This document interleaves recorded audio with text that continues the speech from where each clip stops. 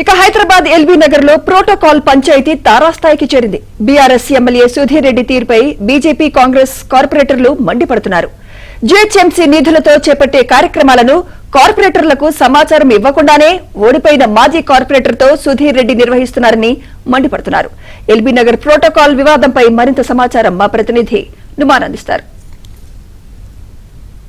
Greater Hyderabad వ్యాప్తంగా protocol రగడ కొనసాగుతుంది. ముఖ్యంగా ఇటు ఎల్బీ నగర్ నియోజకవర్గంలో ప్రోటోకాల్ వార్ అయితే తారాస్థాయికి చేరిందనే చెప్పొచ్చు.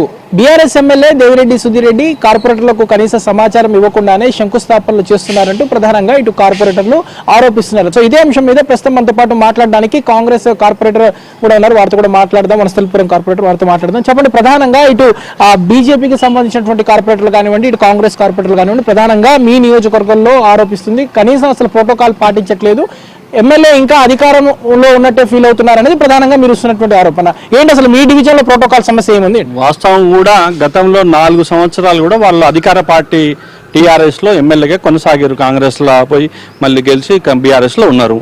బీఆర్ఎస్ లో ఉంటే ఆ రోజు మేము ఎవరం కూడా ప్రజల కోసం సరే ఆయన ఏం చెప్పినా చేద్దాం, ఏం చెప్పినా ఇందాము, ఈయన ఇంతే మారడు, ఏం చేస్తాం, ప్రోటోకాల్ పట్టించుకోడు. అప్పుడు కూడా ఇంతే, ఒక్కనాడు ఏదో ఆయన కింద పనిచేసే లేబర్కు ఫోన్ చేసినట్టు రేపు పొద్దున ఆడికి వచ్చేసే అంటే కూడా మనసు చంపుకొని ఆ ప్రజల మధ్యలో ఉండాల్సిన అవసరం ఉంది కాబట్టి వచ్చి మేము ఫోటోలు నిలబడితే ఇప్పుడు అంటున్నారు మా ఎమ్మెల్యే గారు ఆ రోజు ఫండ్స్ తెచ్చి పెడితే మీరు అందరు ఫోటోలు దిగలేదా అంటే నువ్వు కూడా ఇప్పుడు అధికార పార్టీలో లేవు, నువ్వు ఎమ్మెల్యేవు. మొన్న ముఖ్యమంత్రి గారు ఫ్లైఓవర్ ఓపెనింగ్ లింగోజ్ కూడా ఓపెనింగ్కి వస్తే నిన్ను పిలిచిండు, నువ్వు వచ్చి ఫోటో దిగలేదా? రేపు మా మంత్రి గారు వస్తున్నారు శ్రీధర్ బాబు గారు ఓపెనింగ్కు, వారు వచ్చినప్పుడు నువ్వు వచ్చి ఫోటో దిగుతావా లేదా?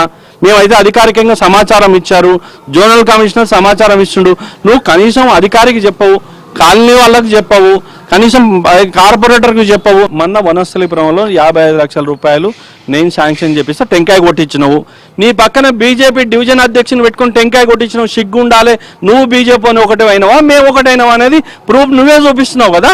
టీఆర్ఎస్ బీజేపీ ఒకటని డివిజన్ అధ్యక్షుని పెట్టుకొని ఫోటో నీ పక్కన టెంకాయ కొట్టించుకొని, ఆయన కాలనీ మెంబర్ కూడా కాదు, భారతీయ జనతా పార్టీ డివిజన్ అధ్యక్షుడు కంటిన్యూ ఉన్నాడు, ఆయనే ప్రెసిడెంట్. ఆయనను పెట్టుకొని నువ్వు టెంకాయ కొట్టించినావు అంటే మీ ఇద్దరు లోపాయకార ఒప్పందం ఉన్నట్ట, కాంగ్రెస్ బీజేపీ ఒప్పందం ఉన్నట్ట. ఈ రోజు నీ ఎంబర్ తిరిగే మాజీ కార్పొరేటర్లు అందరూ కూడా ప్రేమతో తిరగట్లేదు. వాళ్ళకొక భయం ఏంటంటే మళ్ళీ ఎక్కడ దొక్కుతాడో, మళ్ళీ ఎక్కడ ఎదగనియడో అని. కానీ ఇవాళ చెప్తున్నా, మీరు ఎవ్వరు కూడా భయపడకండి, బాధపడకండి. ఆయన ఎంబర్ తిరిగితే మీకు వచ్చే 10 ఓట్లు కూడా రావు. మీరు ధైర్యంగా మీ సొంతంగా మీరు పనిచేసుకోండి. టీఆర్ఎస్ పార్టీ బలోపేతం కన్నా పనిచేసుకోండి. కానీ సుధీర్ రెడ్డి బలోపేతం కోసం చేస్తే నట్టేట ముంచుతాడు. ఏ ఒక్కరిని కూడా కార్పొరేటర్ కాదు కదా, కౌన్సిలర్ కూడా కానియడు.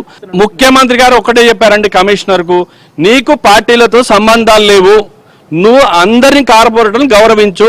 ఎమ్మెల్యే ఎక్స్ ఆఫీషియో అంటే విశిష్ట అతిథిని మాతో పాటు చేరేసి కూర్చోబెట్టారు కానీ పైన కూర్చోబెట్టలేదు. కౌన్సిల్లో మీ దగ్గర ఫోటోలు ఉంటాయి, కౌన్సిల్ మీటింగ్ జరిగినప్పుడు ఫోటోలు ఉంటాయి, అవి కూడా చూసుకోండి. వాళ్ళని ఎక్కడ కూర్చోబెట్టారు, మాతో పాటు కూర్చోబెట్టారు. వాళ్ళకి ఏ హక్కులు ఉండవు. కార్పొరేటర్ పోయి నిధులు అడిగితే ఇమ్మని చెప్పి ముఖ్యమంత్రి చెప్పిండు. ఏ ముఖ్యమంత్రి కూడా ఇట్లా చెప్పలేదు. మొత్తానికైతే ఇటు రోజుకు ఎల్బీ నగర్ నియోజకవర్గంలో ప్రోటోకాల్ రగడ అయితే తారాస్థాయికి చేరుతున్నటువంటి సిచ్యువేషన్ అయితే కనిపిస్తుంది చెప్పొచ్చు. వీడియో జర్నలిస్ట్ శ్యామ్తో నుమాన్ ఆంధ్రజ్యోతి.